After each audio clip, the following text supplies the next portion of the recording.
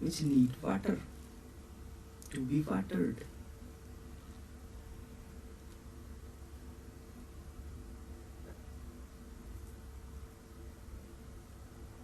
The Monkey King replied,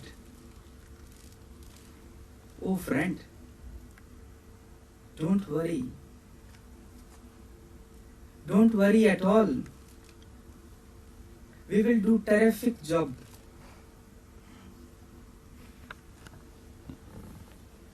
We will care. Don't think of that matter. You may go and have the New Year celebration."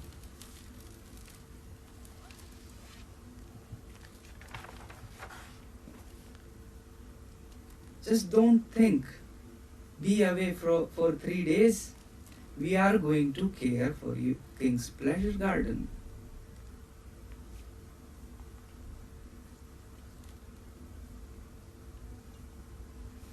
The gardener showed them the place where the watering bouquets were kept, showing them all that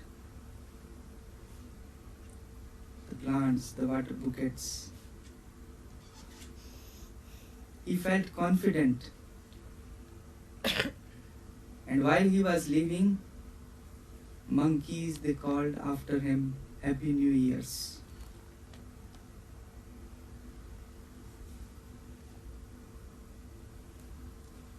Next morning,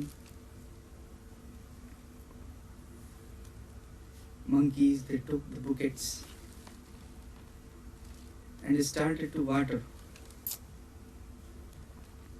Seeing that all, Monkey King told to his subjects,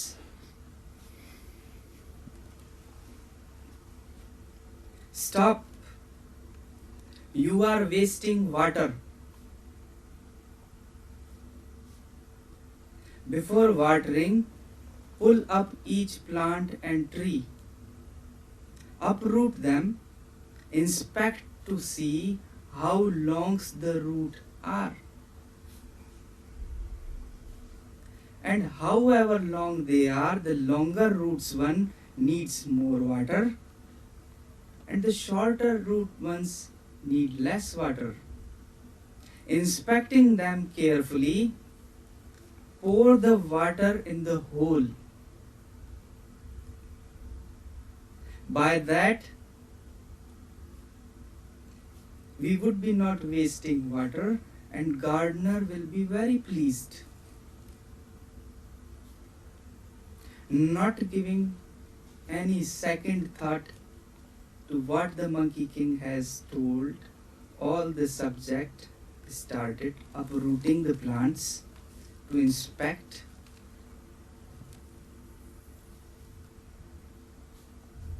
the root, how long the root are,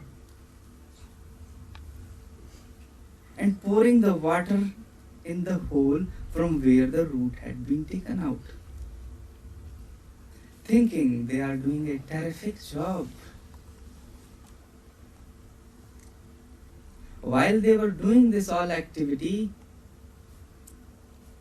just outside the pleasure garden, a wise man was passing from the door, and he was seeing all the activity, how they are uprooting the plant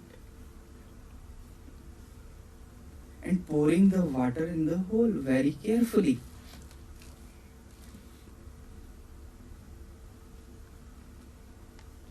He could not resist, and he told, "You foolish monkeys, what are you doing to King's Pleasure Garden?" Monkeys, looking at him, replied, "We are watering the plants and bushes without wasting water. We have been commanded to do so by our Monkey King, and we are doing that." All correct. They are all correct. The man told, the wise man told,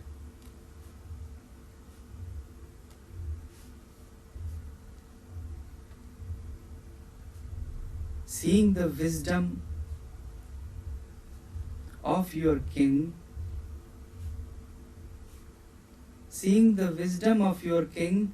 I can see how foolish he is, and what to say about you. You are just his subjects. He further said, intending to do good deed, intending to do worthwhile deed, your foolishness is turning it to disaster.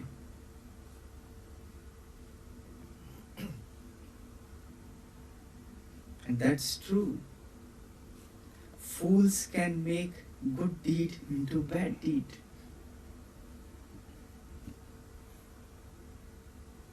That is happening all around, my dear. If you observe very carefully, that is the fact, that is the true story of human monkeys.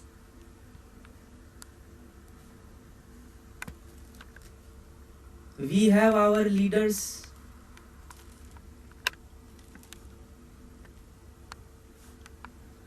political leader, spiritual leader. We like to be leaded, and you see the exploitation of you. You don't give a single thought. You are just a subject. Whatever is being said, you just agree with that. You had been commanded, not giving a single moment further thought to that. Just do. How rubbish.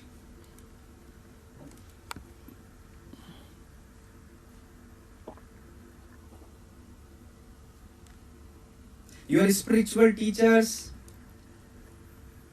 they talk about karma and this and that, whatsoever they talk.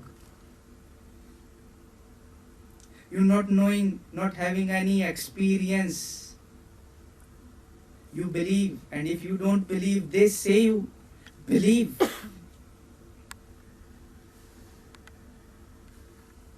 Everything, every religion is commanding you with the same things. Believe.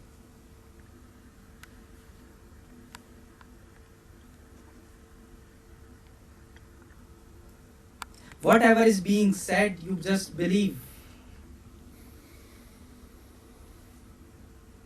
Love your neighbor.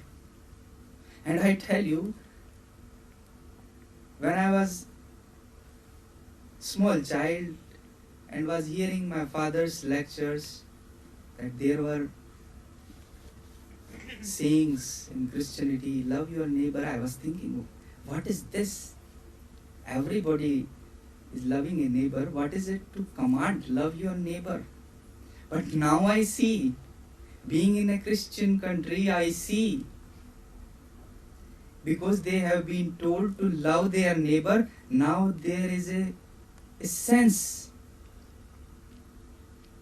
They are forced to love their neighbor. And I think, where it is not said, where they have been not commanded, it's not that big problem as the problem arises here. Because not understanding anything of love, just following the command, love your neighbor.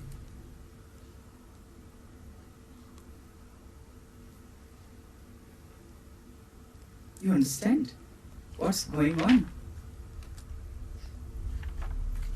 Your guru says, your spiritual teacher says, your future will be very bright. You will do very good in future.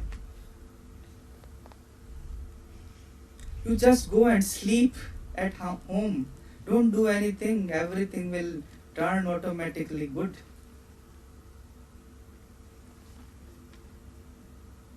And I tell you, there are people I go through, I meet, they sleep.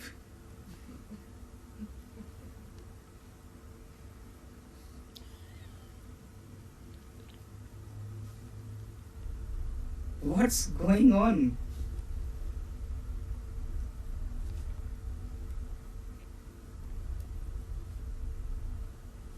Don't do anything. The money will automatically come to you. And I tell you, in my camps, in my healing days, when I meet people, they come to me and I confront them with the truth. And they say to me, motivate us. Please say us something. Please tell me. Please motivate me. Because they had been always motivated by their psychologists, by their guru. Oh, you are doing a very terrific job.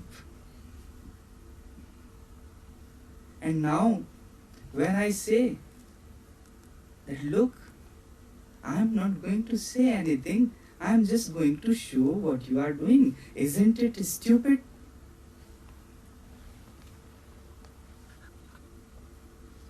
Everything is shivering, everything is shattered, because now I am talking something very different with their conditioning. They themselves command me. They can themselves motivate themselves, but they say to me, can you please motivate me? I ask them, how? What should I say? Run. What should I say? What is the motivation?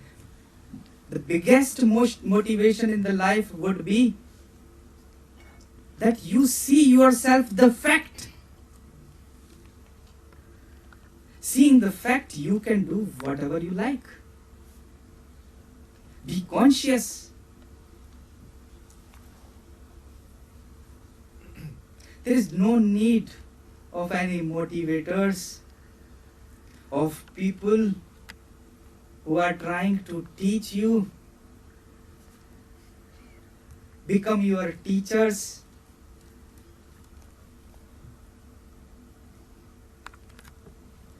So my dear friend, I am being clear. Nothing of teaching. I am not going to teach you. It's your life. You have to investigate. I can just show you, try to show you what's going on. All the leaders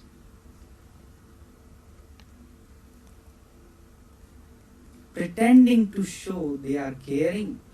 You can see the political leaders. You see yourself, the world is changing, is in havoc.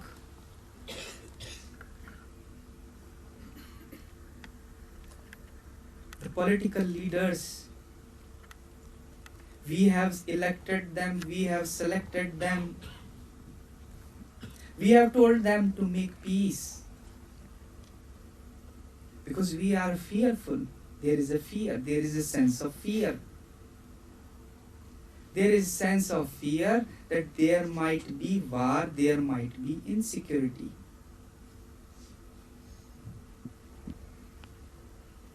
And to secure ourselves, we elect some leaders.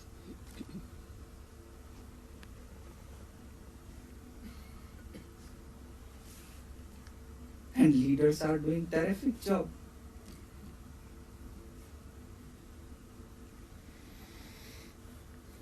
And instead of caring, they are preparing for war. All the nationalities, all the divisions. You are Hindu, I am Muslim. You are Christian, I am Jew.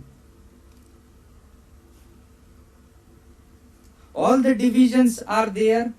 You are German, I am Indian. All these divisions, they are creating more and more fear. They were there to give you the sense of security. But my dear friends, security can't be provided with divisions. It would breed more fear.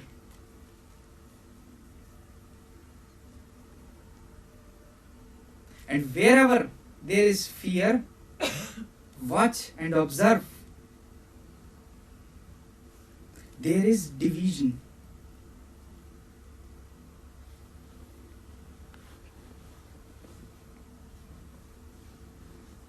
And where there is division, there is insecurity.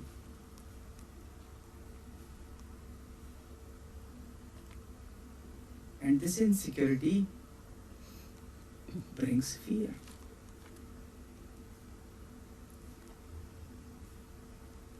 With the fear, you try to resist. With all sorts of your means, you try to resist the fear. And this fear brings the division. This resistance brings the division. Division brings the insecurity, and this insecurity is bringing the sense of fear back to you. Understand it completely by yourself. What's going on the name of nationality, on the name of Hindu and Muslim, on the name of religion? What's going? Are you not creating any sense of division? And it is the biggest problem people they have. They have fear. Fear of war, fear of death, fear of life.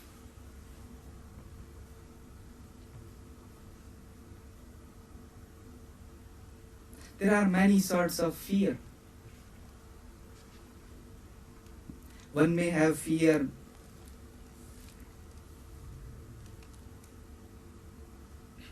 I may lose my job, what the neighbor might say.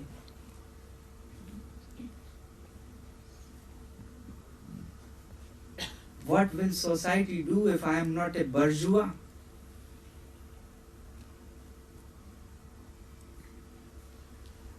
How am I going to live with no economical support? All the diseases and many more, many fears. And taking your particular fear, you try to operate to understand the fear. You are trying. This is everyday routine. People, they do. I am trying to understand. I am fearful. My girlfriend may leave me. My boyfriend may leave me anytime. I am having fear of that. What would I do if she leaves me? I cannot live. There is a sense of fear. What will happen if she leaves? Although she is together, but there is fear for the future. And they come to me to make everything certain.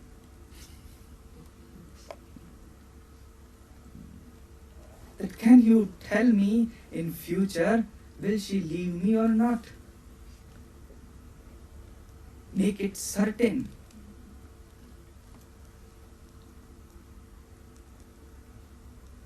And talking about future, about certainty of future, which is a very drastic change in future, you never know what might happen. You are asking of future life, even your death is not known.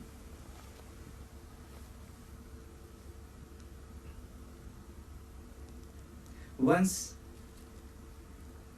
Mullah Nasruddin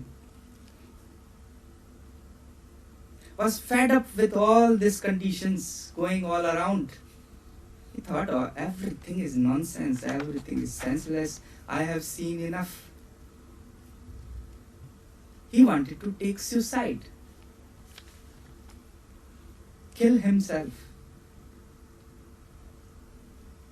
While he was preparing to kill himself, to do suicide, there passed a man And he saw this, that he is doing that, preparing to die, preparing to suicide.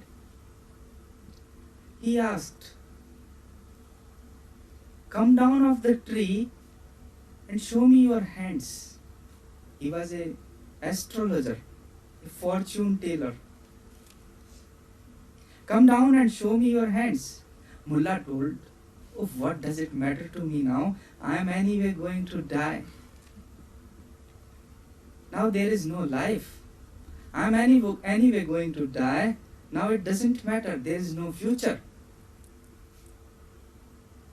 He told, "Come down. I would like to see if you will succeed or not." You see, future is open. You may even try to take suicide, finish your life, take very strong poison, but you never know. Maybe somebody has mixed water and you may not die. Just lay for some time and get up and think, oh, the life continues again with the same hell. The future is open. And if this future is open, just death, you cannot be certain about death. If death is going to happen or not, how can you be certain about life? There is no certainty. And if there is certainty, I tell you, there is no beauty. If you make everything certain, there will be no beauty. There is a woman, a man, they are loving each other. They are not certain how long. If it is certain, they will say, not today, tomorrow. We can do all this nonsense, all this gymnastics maybe tomorrow. But you never know tomorrow will come or not.